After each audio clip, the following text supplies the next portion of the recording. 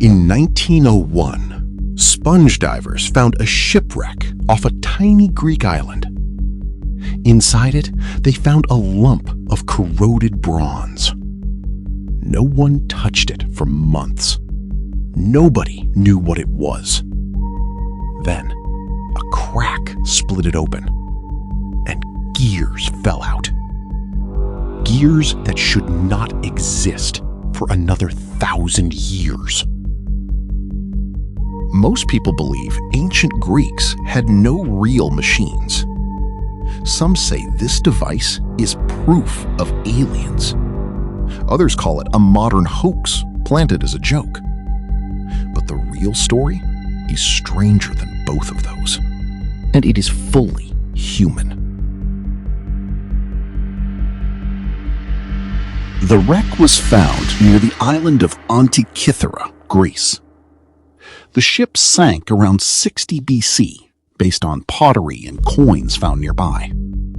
Divers, led by Captain Dimitrios Kontos, first recovered a bronze lump in 1901. For decades, museum staff in Athens assumed it was just a broken statue base. British science historian Derek de Solla Price began studying it seriously in the 1950s. His 1974 monograph, Gears from the Greeks, was the first real breakthrough. Here is what really happened. The gears nobody expected. Date 1974. Location Yale University, USA. Derek de Solla Price used early X-ray imaging on the fragments. He found over 30 hand-cut bronze gears, some with teeth under 2 millimeters apart. His findings were published in the journal Transactions of the American Philosophical Society. Before Price, the fragments sat in a Greek museum drawer for over 50 years.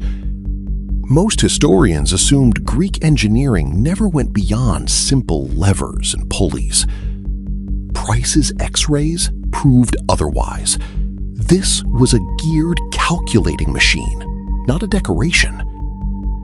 He also noticed faint Greek lettering etched into the bronze plates. No one could fully read that text yet. The technology of the 1970s wasn't strong enough. No machine of this precision was known again for 1,000 years. Section 2. The 2006 Breakthrough. The year is 2006. The location, Cardiff University, Wales. A team called the Antikythera Mechanism Research Project scanned every fragment. Physicist Tony Freeth and astronomer Mike Edmonds led the study.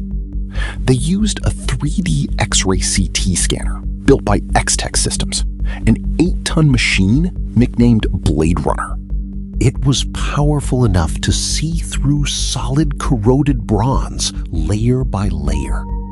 Their results were published in Nature in 2006. The scan revealed over 3,000 characters of ancient Greek text hidden inside the fragments. This text included a parapegma, a star calendar marking the rising and setting of constellations.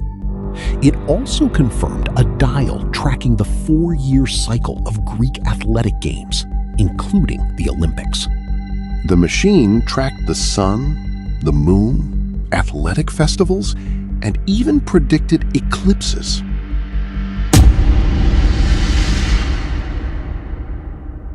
Section 3. The astronomer behind the idea. Date, 2nd century BC. Location, Rhodes, Greece. The mechanism's moon dial uses a pin and slot gear to mimic an uneven orbit. This matches the lunar theory of the astronomer Hipparchus of Rhodes almost exactly. Freeth's 2008 Nature paper argued the design reflects Hipparchus's own mathematics. The moon does not move at a constant speed. It speeds up and slows down along its path. Hipparchus modeled this using two overlapping circles, an early form of epicyclic theory.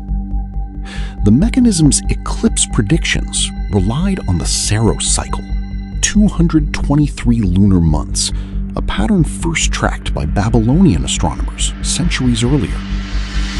This shows Greek astronomy did not stand alone. It absorbed and refined older Babylonian data. This was not guesswork. This was applied science, built on generations of careful observation. Here is what nobody tells you. The Roman writer Cicero, in his book De Re Publica, described a bronze device built by Archimedes. He wrote that it modeled the movements of the sun, moon, and planets. Cicero said Roman general Marcellus brought it to Rome after the fall of Syracuse in 212 BC. That device is lost.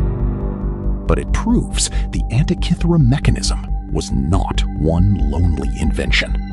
It was part of a whole tradition of Greek astronomical machines, a tradition we barely remember.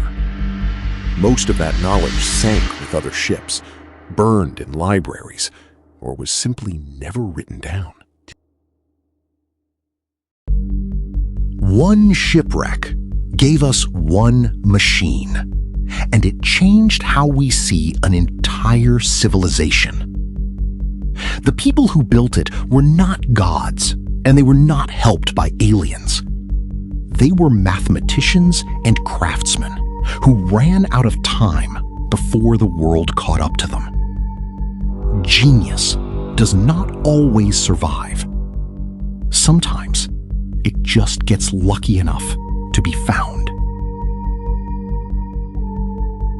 If this surprised you, subscribe for more forgotten history like this. Next time, we uncover the true story behind a machine that predicted its own destruction. Don't miss it.